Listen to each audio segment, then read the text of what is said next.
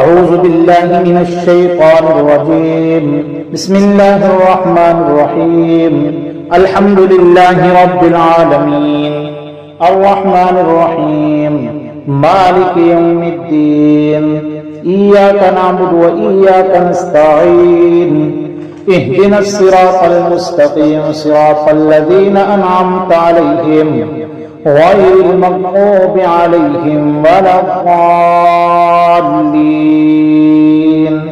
اس سورہ مبارکہ کا نام سورۃ الفاتحہ ہے۔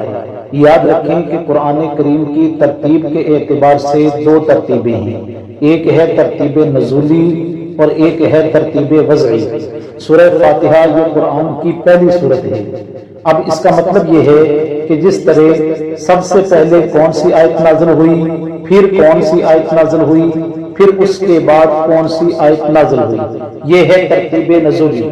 اسی طرح قرآن مجید میں پہلے کون سی آیت لکھی ہوئی ہے، پھر اس کے بعد کون سی آیت لکھی ہوئی ہے، پھر اس کے بعد کون سی آیت ہے، یہ ہے ترتیب وضعی۔ اس کو ایک مثال سے یوں سمجھ لیں کہ آپ کو پتہ ہوگا کہ قرآن مجید کی ابتدا سورۃ الفاتحہ سے ہوتی ہے، یعنی الحمدللہ رب العالمین، لیکن آپ کو یہ بھی علم ہوگا کہ قرآن مجید کی سب سے پہلی آیت جو نازل ہوئی وہ سورۃ العلق کی آیت ہے، اقرأ بسم ربک الذی خلق۔ تو یہ الگ الگ ترتیبیں ہیں، یعنی نزول کے اعتبار سے قرآن کی ترتیب الگ ہے اور موجودہ جو آیات مبارکہ لکھی ہوئی ہیں اس اعتبار سے قرآن مجید کی ترتیب الگ ہے۔ سورہ فاتحہ بڑی عظیم سورت ہے میرے دوستو، اس کے بڑے فضائل ہیں۔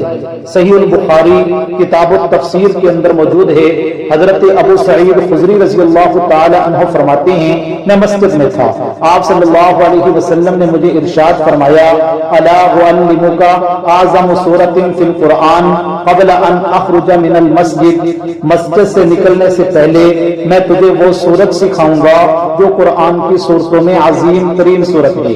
تو یہ کہتے ہیں جب میں مسجد میں تھا تو آپ صلی اللہ علیہ وسلم نے میرا ہاتھ پکڑا اور فرمایا الحمدللہ رب العالمین، یعنی پوری سورہ مبارکہ پڑھ کر سنائی۔ اس سورہ مبارکہ کی عظمت کا اندازہ اس بات سے بھی لگایا جا سکتا ہے کہ اللہ تبارک و تعالیٰ نے قرآن مجید کے اندر فرمایا وَلَقَدْ آتَيْنَاكَ سَبْعًا مِنَ الْمَثَانِي وَالْقُرْآنَ الْعَظِيمِ، میرے پیارے محبوب صلی اللہ علیہ وسلم ہم نے آپ کو 7 آیات عطا فرمائی اور قرآن عظیم عطا فرمایا۔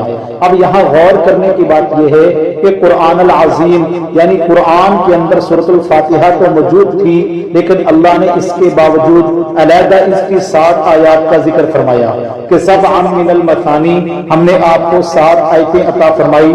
یہ سورۃ الفاتحہ کی عظمت اور اس سورہ مبارکہ کی عظیم ہونے کی دلیل ہے میرے دوستو۔